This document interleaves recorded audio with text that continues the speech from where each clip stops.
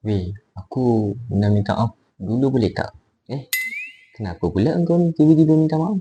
Aku minta maaf ni sebab tak nak ganggu kau lah. Tapi kalau apa benda sebenarnya aku nak tanya ni? Hmm, nak pinjam pen kau boleh tak? Alah, kau ni dah macam confess kat awet. Nak pinjam pen je kot. Alah, ni pennya aku bagi kat kau. Nah,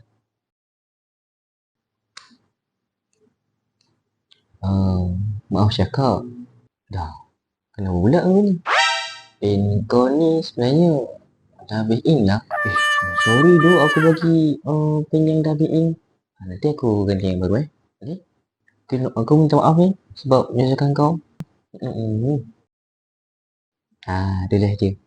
Kalau ada benda nak tanya, kalau ada benda nak beritahu, tak perlulah malu-malu walaupun benda tu kecil sahaja.